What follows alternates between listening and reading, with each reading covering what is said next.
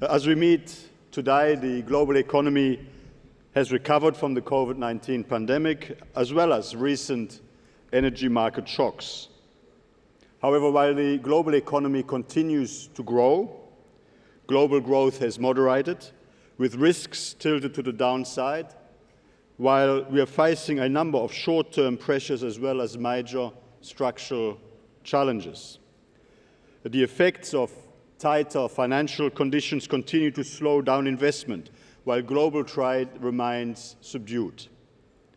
We project global GDP to grow by 2.9% this year and 3% in 2025, which continues global growth below historical levels. While governments must, of course, respond to key risks to global growth in the short term, they must also remain focused on the long-term structural transformations in our economies and societies. Productivity growth, the primary driver of increasing living standards, remains stagnant. The aging of our populations is putting pressure on our workforces as well as health, social care and pension systems. Technological change is reshaping markets, providing extraordinary tools to enhance productivity and growth, while also generating disruptions and new risks to be managed. Our global trading system, which is a major contributor to our shared prosperity, is facing significant pressures due to geopolitical tensions, as well as concerns about a level playing field and social and environmental sustainability of trade. And on climate change, we need to ensure that our emissions reduction ambitions are matched with globally effective action and results. These are shared global challenges that no government can tackle alone. Effective policy cooperation on the strong foundation of evidence-based best practice and multilateral dialogue is essential. At the OECD, we are committed to support policymakers around the world to develop sound and well-coordinated policy responses to each of the structural shifts in front of us. We're providing analysis on evolving labour market needs to ensure economies and societies have access to the right skills to continue to develop and grow, and that everyone has the best possible opportunity to participate and benefit from economic development and growth and the transformations which are underway. Digitalization is transforming labour markets and opening new opportunities for employment while eliminating others. In a recent OECD survey, 66% of employers in finance and 72% in manufacturing reported using AI to automate tasks that workers used to perform. To navigate this change, digital and data science skills are clearly increasingly essential, as will complementary cognitive and transversal skills, including leadership, innovation, and problem-solving skills. The demand for artificial intelligence skills is on the rise, with most opportunities emerging in professional services, information and technology, and in manufacturing. While technology is shifting, so too is the composition of our societies. The significant increase in life expectancy is one of the greatest achievements of the past half-century. However, when combined with low fertility rates, the result is the rapid aging of populations. To help alleviate the resulting workforce shortages, it will be necessary to promote the employment and employability of older workers through targeted career guidance services and funding for lifelong learning.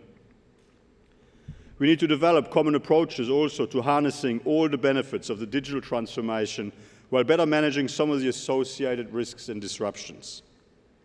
In 2019, the OECD developed the first intergovernmental agreement on artificial intelligence, the OECD Artificial Intelligence Principles. Those principles promote key values such as transparency and accountability in AI technologies, as well as recommendations for policymakers on fostering AI innovation. We're currently working on updating those principles in response to recent technological developments. In addition, we're working on bridging digital divides in access and opportunities, which will be essential to fully realize the gains from technologies for growth and productivity. Digitalization is also providing governments with new tools to provide public services, for example, digital public registries, and to enhance transparency. Since 2016, the OECD Observatory of Public Sector Innovation and the UAE Mohammed bin Rashid Center for Government Innovation have been working together to identify lessons and best practices from governments' experiences in deploying new digital technologies. Further, we are committed to helping to ensure well-functioning global markets. TRIDE has made an extraordinary contribution to lifting living standards across the world. Between 1990 and 2015, global merchandise trade grew more than fivefold to $19 trillion US, at a time when the world population living in extreme poverty fell by around 25%.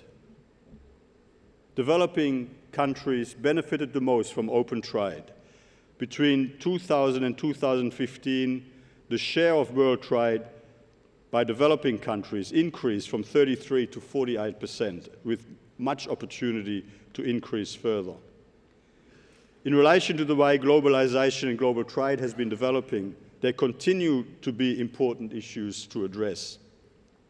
But as we work to manage supply chain vulnerabilities and the social and environmental implications of global trade, we must continue to remember the value for businesses, their employees, and for consumers all around the world, which comes from the capacity to buy and sell the best possible products and services at the best possible prices from all around the world. The OECD is supporting the rules-based trading system across a range of priorities, including by providing data and analysis to facilitate key World Trade Organization negotiations, monitoring the implementation of the World Trade Organization Trade Facilitation Agreement, and supporting food security through the Agriculture Market Information System. Further, in May last year, we launched a joint subsidy platform with the International Monetary Fund, the World Bank, and the World Trade Organization, which is designed to provide transparency and analysis on the impact of subsidies across key economic sectors, including fisheries, agriculture, fossil fuels, and industry. We are committed to support and to provide leadership on globally effective action on climate change. In February last year, about a year ago now, we launched the Inclusive Forum on Carbon Mitigation Approaches to help optimize the global emissions reduction impact of emissions reduction efforts around the world through better data and information sharing, through evidence-based mutual learning, and through inclusive multilateral dialogue involving advanced, emerging, and developing economies. Membership has grown to 58 members, representing all regions of the world who participate on an equal footing. We're very keen to attract countries from across the Middle East and North Africa region to join this initiative and contribute your perspectives and expertise. In closing, the ongoing shifts in economic activity, demographics, technology, patterns of trade, and carbon emissions will have profound impacts, but we do have the policy tools to manage the associated disruptions and to fully leverage all of the opportunities. Effective international cooperation is going to be key to the success of these policy approaches, and the OECD remains committed to working with governments all around the world, including those represented here today, to make it happen. I very much look forward to continuing being part of the discussions here at this very important World Government Summit. Thank you very much for inviting me.